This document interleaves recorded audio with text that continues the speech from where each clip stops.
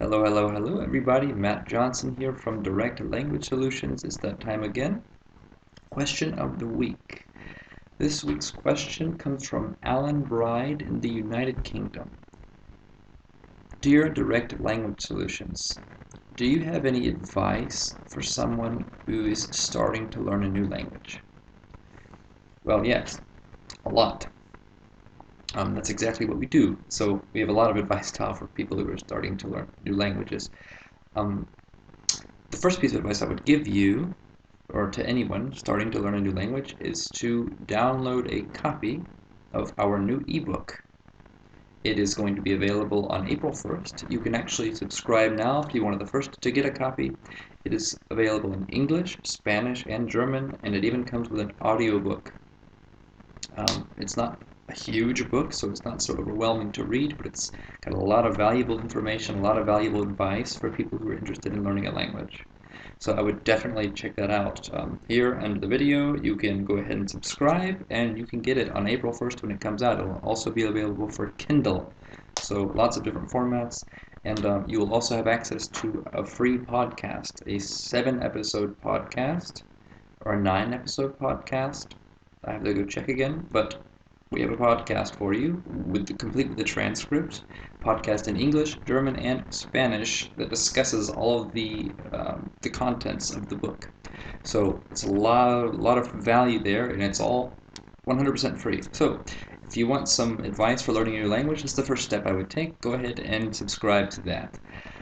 Secondly, well, actually, more than just secondly, I'm going to go ahead and just get into a few various strategies and tips that you can keep in mind and put into practice if you are learning a new language, particularly if this is your first foreign language, the first language you're learning. So, number one, you're going to want to get your psychology in the right place. Language learning is not difficult. It is not an academic thing. It is not difficult. It is a natural thing. It's something that anybody can do. You just have to do it. And you get better at it with time. With time, I mean, for example, if you want to learn a particular language, it becomes easier and easier to get better at that language, to learn more of that language with time as you become more fit as a language learner. But also, learning many languages. I have learned many languages, and with every language, some languages are more difficult than others. But with every new language, I have a very good idea of what to do to learn that language, and it's not difficult. It's actually almost trivial. I know a process that I have to follow to start getting the language into me and eventually using it for my life, to make my life better, to improve my career, to improve my social life, and everything in between, to enrich my inner world, to read literature in the language. I know that in order to be able to do those things, there's a process of things I need to do to get to that point. And it's not difficult. You just have to learn it. So get into your head, first of all, that language learning is not difficult. Once you're at that point, I would obviously choose a language. For example, you might choose German, you might choose Spanish, Russian, and find things about the cultures of those languages that you like. If you're Russian, you might really find if you're interested in learning Russian, you might find Russian politics very interesting. You might find Russian literature very interesting. If you love German and you want to learn German, you might find things like cars interesting or economics interesting. You're going to find what's interesting about this culture, and you're going to want to access materials in it, in the language. And obviously on our website, on our blog, and on our Facebook page, we can help you do that. We have lots of advice for you on how you can access this type of content. For me personally, I like international relations, I like world news, I like economics. So when I'm learning a language, or in languages that I already speak, and I just want to experience them, or just use them, or learn something, and just use the language as a tool to learn something, I'll go read newspapers. For example, Euronews. Euronews is fantastic. And why is Euronews fantastic? Well, for the next thing I want to talk about, the most important tools you have as a language learner are text and audio. They're not grammar books. They are not actually teachers. I am a language teacher, but a teacher is not the most valuable resource. The most valuable resource you have, really, they're text and audio along with time. If you can access the language, text and audio allows you to hear the language and see the language and get input. You need a lot of input. You need to get exposure to the language. That's how you learn your native language.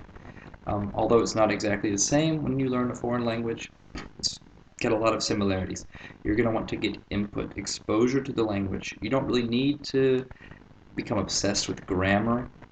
It's not going to really help you if you start studying a lot of grammar. It's not going to help you to speak the language or to use the language in a real and natural way.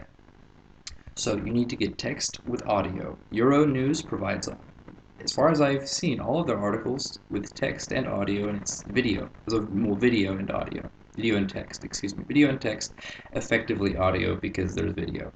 So it's very, very valuable. You can listen to the audio and read along, get some vocabulary. You learn so much vocabulary just by reading it. And you learn things about the world in the language.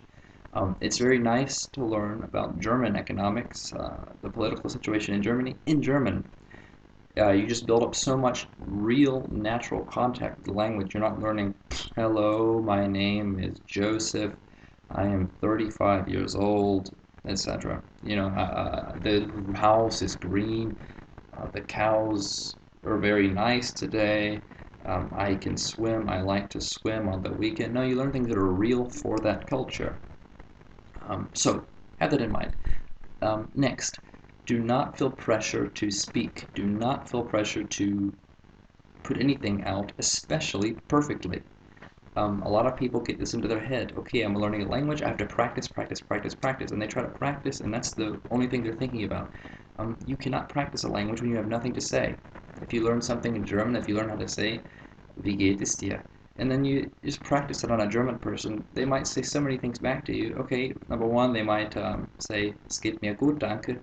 And then, that means how are you? And then I'm fine, thank you. And then it's over, and you haven't really gotten much from it. You have the confidence that you can say that sentence and that they'll understand you, sure. But also, and it's not bad, it's not harmful, but you don't have to do it. What could be harmful is that they could just come back with, heute geht's mir leider nicht so gut, aber, and then, they go into talking about why they're not doing so well, and they talk about their entire day, and you haven't understood anything. Then they see that you haven't understood, and they start speaking to you again in English, and it's all over with. You haven't really benefited much. You don't have to feel pressure to speak. Just get input. Once you have enough understanding of the language and comfortability in the language, you will start speaking, and you'll be more comfortable. And you won't feel so much pressure. And you don't have to speak perfectly. Speaking with perfect grammar, it's obviously good and it's valuable. Good grammar, good pronunciation, but the most important thing is that you're communicating. So focus on the function. Language is a tool. Language is not an artsy subject or an academic subject. It is just a communication tool, and it's just to be used to get work done, get things done that you need, whether it be to read something because you enjoy reading it, to flirt with somebody in the language, to help somebody find something. It's the meaning is what is important. So focus on communication. So let's summarize. Number one, download my ebook and read it. Listen to the audio, listen to the podcasts, read the text, get as much as you can out of it. It's great stuff, and it's free. Just subscribe. Number two, get your psychology right. Accept it. Language learning is not difficult. You can do it. You just have to put in the time. And, go to point three, find audio and text content. We can help you do that. Go to the site, www.directlanguagesolutions.com. You can check out our blog, you can contact us, and you can also go to the Facebook page and check out here on our YouTube channel. We'll have lots of videos here that'll help you to select and find, track down content that you need to learn. And do not force yourself to speak, or especially not to speak perfectly. Just kind of relax and do those things when you're ready. Language learning is just a tool, which brings us to our final point. Communication is the most important thing. You don't have, again, it kind of is related to the previous point. You don't have to put pressure on yourself. It's just a tool that you can use. There's no pressure to be perfect. People don't genuinely care if you're perfect. It's okay. Just communicate and have fun. I hope these tips have helped you, Alan, and I hope these tips have helped many people, anybody who's seen this video. We wish you all a great day, and don't forget to check us out on www.directlanguagesolutions.com. Toodaloo now.